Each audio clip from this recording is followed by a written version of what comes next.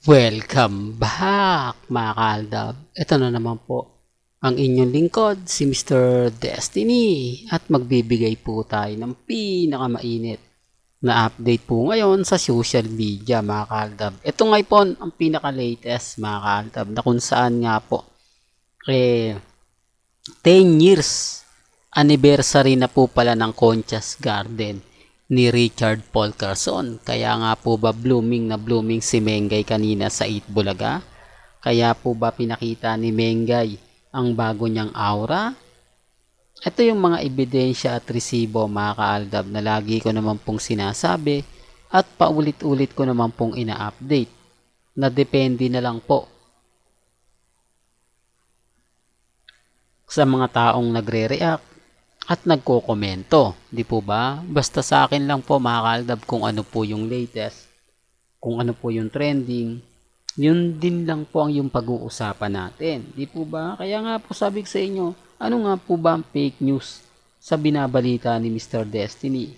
Ano nga po ba ang hindi nila gusto sa ina-update ni Mr. Destiny? Dahil nga po ba nagpapaliwanag tayo ng mga nangyayari at nagaganap? Dahil nga po ba may mga bagay-bagay na napapaisip sila? Di po ba? Kaya nga sabi ko sa inyo mga kaaldab, relax lang po kayo. May mga bagay-bagay po na yung issue na inilalabas po nila sa Instagram, sa Twitter, sa Facebook, talagang kakaiba. Di po ba? Hindi lingid sa kanilang kaalaman na si Mr. Destiny maraming impormasyong nakukuha. Marami tayong update na nababasa, napapakinggan. Pabor man o hindi, binabalita natin. Di po ba gaya nga po kay Mengay?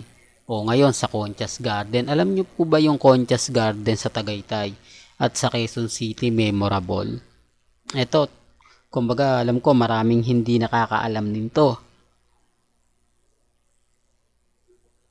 Na kung saan sa Conchas Garden Tagaytay, dyan po nagse-celebrate ng wedding anniversary sina Richard Paul Carson at Maine Paul Carson. Issue na naman yan, Mr. Destiny. Alam mo kaya ka na babash.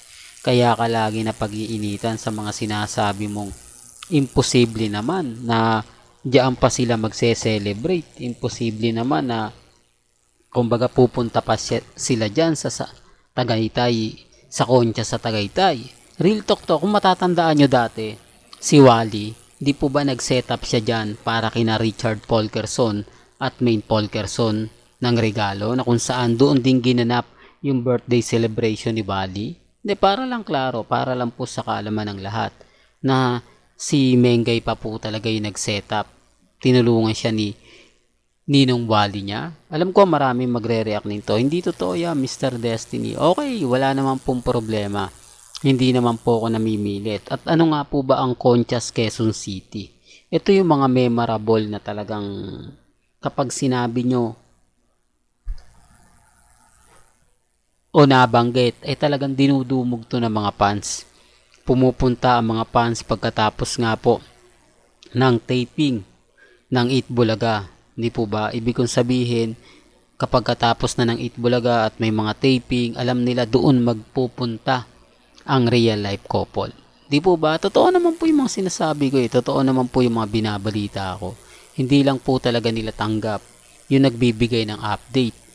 Pero bago nga po pala natin ituloy etong magandang update natin, kung bago ka lang sa channel na to at isa kang true-blooded Aldab Nation na nagmamahal kina Mengay at Isoy, tama po ang channel na pinuntahan mo, kaya consider na po kitang bagong subscriber. At huwag mong kalimutang i-share ang mga video po natin sa mga mami, sa mga titas, at sa mga senior. Sa mga ayaw pong maniwala na magse-celebrate ang real life couple, okay lang naman po. Kasi kita nyo naman po, walang update si Alden, walang update si Maine.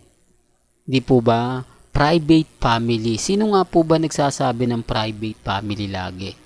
Sino nga po ba sa tingin nyo yung mga nagbibigay ng mga ganyan?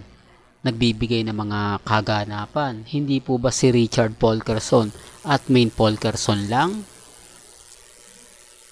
Alam niya sa totoo lang po yung private family, di po ba family bonding o Sunday family. Kanino nga po ba natin at sino nga po ba nagbibigay ng mga ganyan? Hindi po ba si Richard Paul Carson?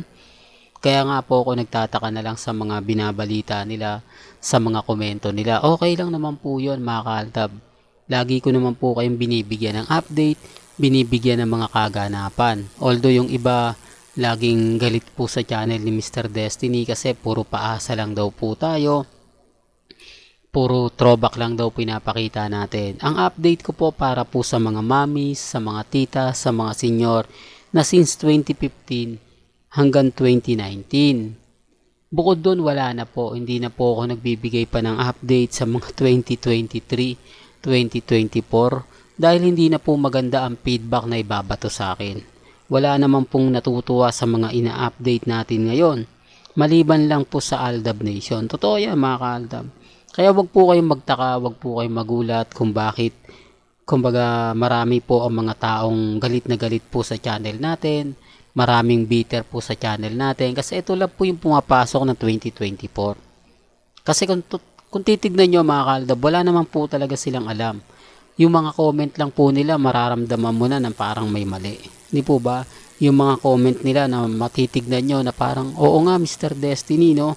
Hindi naman siya totoo, hindi naman siya ganito, hindi naman siya ganon. Halatang bitter na bitter, di po ba? Tapos sasabihin nila, ako daw po yung fake news.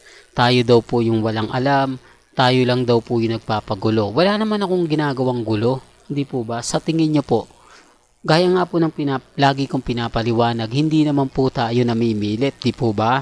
Hindi natin sila pinipilit na kumbaga maniwala. Hindi natin sila pinipilit. O tangkilikin nyo yung channel ko. At yung mga nagko-komento, bukas palad po yan. Ang ibig kong sabihin bukas palad, sarili po nilang desisyon yan. Sarili po nilang opinion yan. Hindi ko po yan minanipula. Hindi ko po inedit yung mga comment po nila. Sila po gumawa niyan, sila po nagsulat niyan. Kaya nga po yung iba bitter na gawa-gawa ko lang daw po. Silang gumagawa ng troll, tapos ibibintang lang po sa atin. Di po ba? Kaya nga po alam na alam nila na ang troll kasi ginagawa po nila. Di po ba? Basta tayo mga ka-Aldab, masaya na po ako ngayon. Although sabihin ng iba ganito ganyan, at least ramdam natin yung presensya ng Aldab. Di po ba? Kaya nga po ngayong anniversary, 10 years anniversary ng Conchas Garden, talaga magse-celebrate ang real life couple. Well, hanggang dito na lang po ang ating latest updates. Kaya kung gusto nyo pa po ng pinaka-latest at sariwang update, abay tumutok lang po kayo dito po sa channel ni Mr. Destiny para updated po kayo sa mga latest at sa mga bagong video po na ilalabas po natin maya-maya lang. Hanggang sa muli, salamat po sa panonood at pakikinig.